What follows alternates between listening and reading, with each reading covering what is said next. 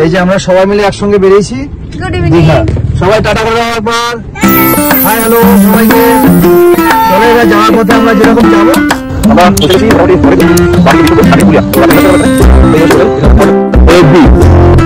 এই মাঝরাতে বসে রাস্তায় বসে চা বানানোর মজাটাই আলাদা।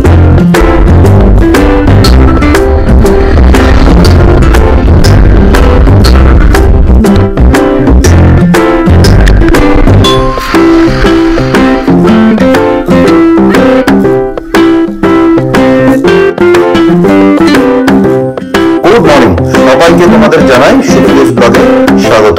আশা করি তোমরা সবাই ভীষণ ভালো আছো। আজকে তোমাদের জন্য নিয়ে এসেছি একটা নতুন ব্লগ দীঘা।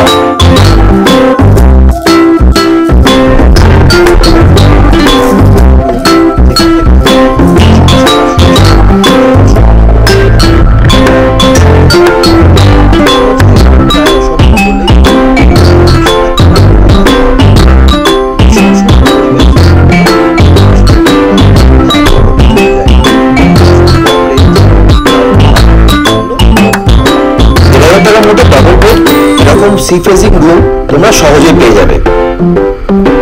কোন জায়গায় রয়েছে হোটেলের নাম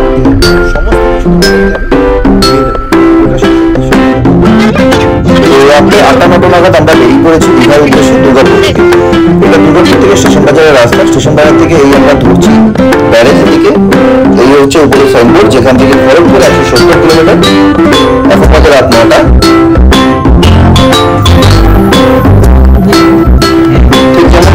ব্যারেজ যখন কাজ চলছে, ব্যারেজের বাঁদিক থেকে জল পুরো শুকনো, যেখান থেকে একটা লাইটার ব্যবস্থা করা হয়েছে, যেখানে সারা মতো জল থাকে, সেখান থেকে আমি চালিয়ে চালিয়ে গেছি। এখন রাত বাজে 11:30। তখন বাকিরা বিসর্গ করেছি।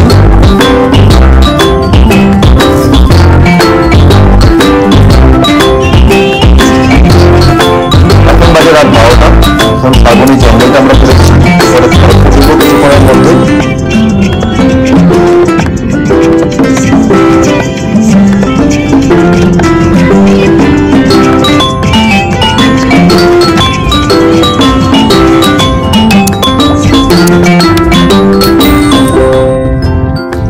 রাত বাজে 12:30। আমরা খড়গপুর ঢুকে গেছি। এবার রাস্তায় কোথাও দাঁড়াবো কোনো পেট্রোল পাম্প দেখে, যেখানে আমরা রাস্তার ধারে বসে চা বানিয়ে খাওয়া দাওয়া করবো।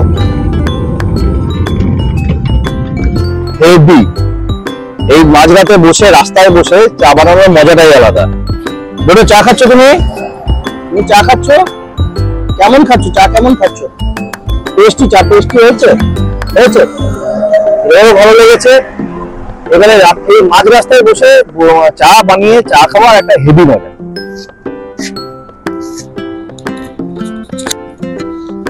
তোমার কেমন লাগছে বলো? এই রাস্তার মধ্যে হঠাৎ করে বসে চা খাওয়ার মজাটা কিরকম লাগছে? ভীষণ ভালো লাগছে। সবাই একসাথে ঘুরে বেরোনো আর একসঙ্গে বসে রাস্তার মাঝখানে চা খাওয়া এই প্রথম জীবনের একটা বিশেষ অভিজ্ঞতা। এই হলো আমাদের একটা ফার্স্ট ট্রিপ, যেটা রাস্তায় বসে আজকে চা বানানো, কালকে দুবেলার খাবার রান্না, খাওয়া দাওয়া সবকিছু তোমাদের সঙ্গে শেয়ার করবো। তুমি সঙ্গে থেকে। ঘড়িতে বাজে ঠিক 5টা 10। আমরা এখন দীঘা ঢুকছি। এটা হচ্ছে দীঘার মূল প্রবেশদ্বার, যেটা বিশ্ব বাংলা গেট হিসেবে নাম হিসেবে পরিচিত, সবাই এই নামেই জানে। খুব বেশি দিন হয়নি, এটা গত 5-6 বছর হবে আমার আনুমানিক যতদূর চিন্তা ভাবনা, গত 5-6 বছরের মধ্যে গেটটা তৈরি হয়েছে। ঠিক এই গেটের ভেতর দিয়ে আমরা ঢুকলাম, একদম যাবো সোজা।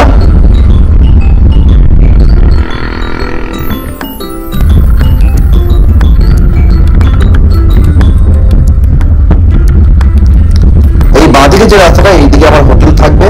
এই সোজা গিয়ে ধাক্কা মারছে সি বিচের উপরে। আমি এই সোজা সি বিচে না গিয়ে, এই যে সোজা রাস্তা দেখছো, এটা সি বিচে যাচ্ছে। আমি ডান দিকে নিয়ে নেবো গাড়ি।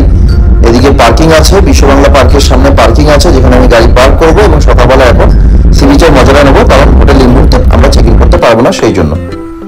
চলো এবার সি বিচটা একটু ঘুরে দেখে নেওয়া যাক। এখানে নেই বলতে কিছু নেই, সব আছে এই মুহূর্তে। KFC, ওয়াও, মোমো থেকে শুরু করে এখন সবকিছু অ্যাভেলেবেল এই বিশ্ব বাংলা পার্কের মধ্যে। এত সুন্দর ডেভেলপ যে তোমরা না এলে বিশ্বাস করতে পারবে না। পুরোটা মার্বেল পাথর দিয়ে পুরো বিচটা বাঁধানো, একদম উড়িষ্যা বর্ডার থেকে শুরু করে মোহনা অব্দি এই বিচ টোটালটা পুরোটাই বাঁধানো রয়েছে মার্বেল পাথর দিয়ে। যে বাঁধানো বিচের উপরে বসে সমুদ্রের মজা নেওয়া, এই ভীষণ সুন্দর পার্কটা এনজয় করা, তোমরা না আসা অবধি এগুলো দেখে না দেখলে, নিজের চোখে না দেখলে বিশ্বাসই করে উঠতে পারবে না। সঙ্গে থাকো।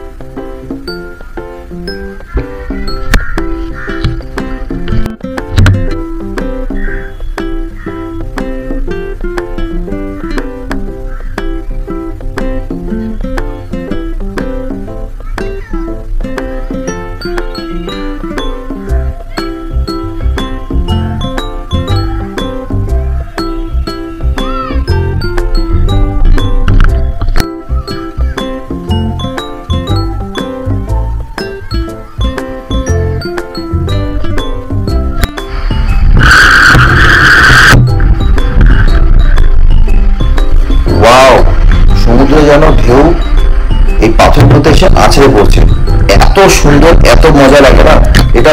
মানে এখানে যারা যে মুহূর্তে যে বসে থাকে, যে বা যারা, তারা ছাড়া আর কেউ উপভোগ করতে পারবে না। জাস্ট অসম্ভব সুন্দর।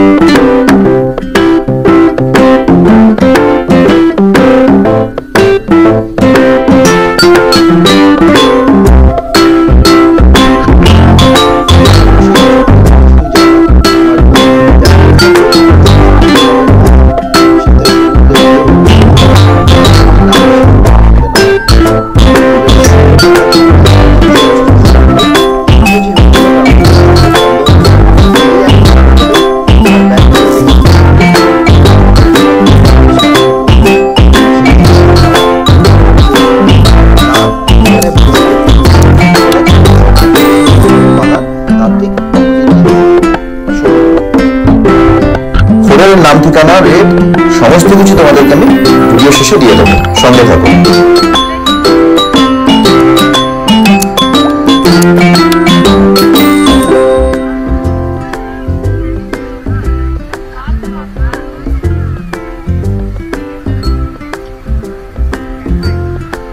দীঘার বিচে সন্ধ্যেবেলার আমেজটাই থাকে আলাদা।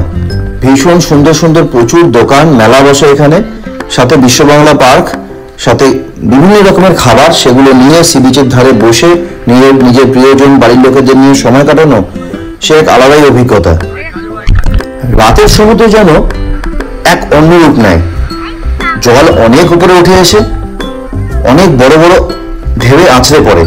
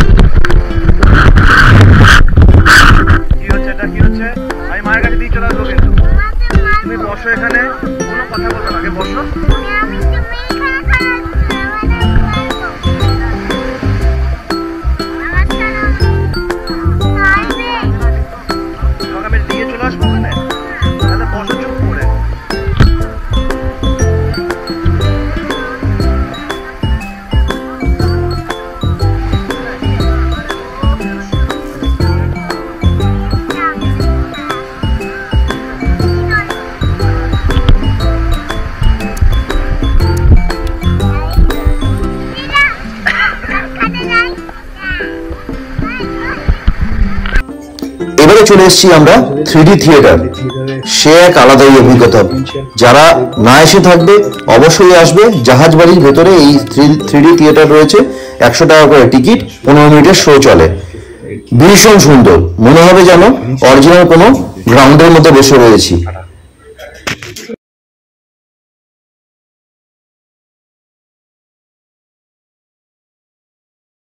এই হচ্ছে সেই হোটেল, হোটেল স্যান্ডপাইপার।